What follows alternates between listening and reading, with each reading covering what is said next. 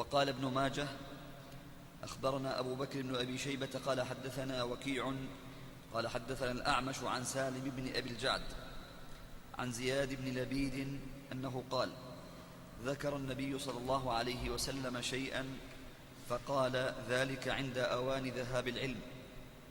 قلت: يا رسول الله، وكيف يذهب العلم ونحن نقرأ القرآن ونقرئه أبناءنا ويقرئه أبناؤنا أبناءهم إلى يوم القيامة؟ فقال: ثكلتك أمك يا زياد، إن كنت لا أراك من أفقه رجل بالمدينة. أوليس هذه اليهود والنصارى يقرؤون التوراة والإنجيل لا يعملون بشيء منها؟ نعم، وهذا الحديث مثل الحديث الأول فيه التحذير من علماء الضلال، تحذير من علماء الضلال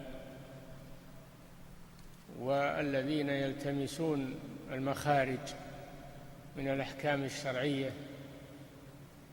في أنفسهم ويفتون الناس بذلك. الرسول حذرنا من هؤلاء،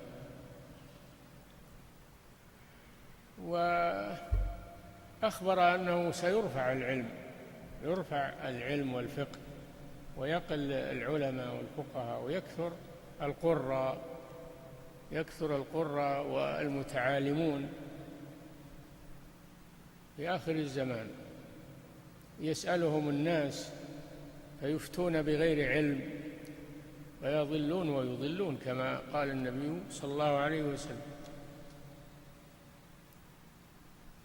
فقال الراوي وهو زياد رضي الله عنه: يا رسول الله، أليس فينا القرآن نقرأه ونعلمه أولادنا؟ يعني فهذا ضمانة لبقاء العلم، ما دام القرآن موجود فالعلم موجود. النبي صلى الله عليه وسلم بين له أن وجود القرآن ووجود الأحاديث الصحيحة في الناس ما يكفي هذا، ولا يكفي حفظ القرآن وحفظ الأحاديث الصحيحة، هذا ما يكفي. العلم ما هو بالحفظ ولا ببقاء القرآن ولا ببقاء الأحاديث، هذا ليس هو العلم. العلم هو الفقه في دين الله والفهم لدين الله والورع والخوف من الله والتقوى، هذا هو العلم، هذا هو العلم. ثم ضرب مثلا قال: اليهود والنصارى عندهم التوراة والإنجيل موجودة، ومع هذا ضلوا وأضلوا ولعنهم الله عز وجل، والتوراة والإنجيل عندهم، لأنهم الذين حملوا التوراة ثم لم يحملوها. ما هو بالكلام على وجود القرآن ووجود الأحاديث الصحيحة، الكلام على من يحمل هذه النصوص وهذا القرآن وهذه السنة حملا صحيحا، يحملها حملا صحيحا ويعمل بها ويفقه معانيها على الوجه الصحيح، هذا هو المطلوب. نعم.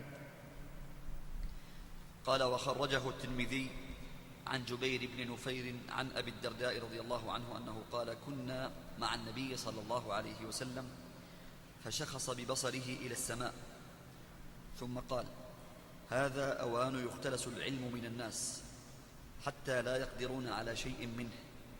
فقال زياد بن لبيد الأنصاري: كيف يختلس منا وقد قرأنا القرآن؟ فوالله لنقرأنه ولنقرئنه نساءنا وأبناءنا. فقال: ثكلتك أمك يا زياد، إن كنت لأعدك من فقهاء أهل المدينة. هذه التوراة والإنجيل عند اليهود والنصارى، فماذا تغني عنهم؟ قال جبير: فلقيت عبادة بن الصامت قلت: ألا تسمع ما يقول أخوك أبو الدرداء؟ فأخبرته. قال: صدق أبو الدرداء، إن شئت لأحدثنك بأول علم يرفع من الناس: الخشوع. يوشك أن تدخل مسجد جماعة فلا ترى فيه رجلا خاشعا. وقال: حسن غريب. نعم.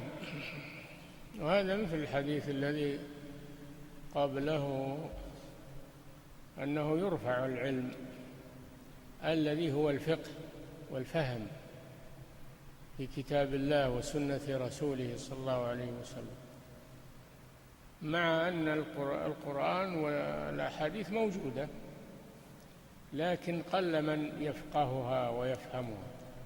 كثير من يحفظها ويقرأها، ويمكن يقرأ القرآن بالقراءات 10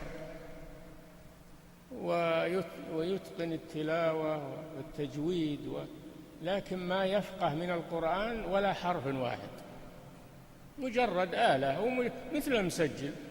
تشوفون المسجل تفتحه ويقرأ عليك القرآن، هذا يصير مثل المسجل، مجرد آلة تحفظ القرآن. أما أنه يفقه القرآن، الإنسان اللي وفقه الله للفقه في دين الله والعمل، حتى ولو لم يحفظ القرآن، الفقه يؤتيه الله من يشاء، من يرد الله به خيرا يفقهه في الدين. وليس العبرة أنك تحفظ النصوص، العبرة بأن تفهم معناها كما أراد الله سبحانه وتعالى، تفهم معناها، هذا هو الفقه، وتعمل بها، هذا هو الفقه وهو المطلوب. أما أنك تحفظ القرآن أو تحفظ البخاري ومسلم والسنن الأربع، المسند، تحفظها عن ظهر قلب من غير فقه، هذا لا يكفي. ولا ما لو خليت بالكتاب كان أحسن، لو خليت بالكتاب كان أحسن. ما في فائدة أنك تحفظ بدون فهم. فليس العبرة بالحفظ، العبرة بالفقه والفهم. وليس العبرة أيضا بالفقه والفهم، بل العمل أيضا، لا بد من هذا، من علم وعمل، علم وعمل، هذا هو المطلوب.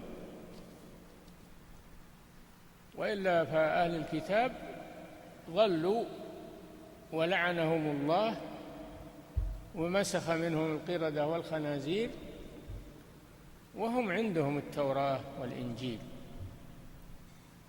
كيف يحكمونك وعندهم التوراة فيها حكم الله ثم يتولون من بعد ذلك؟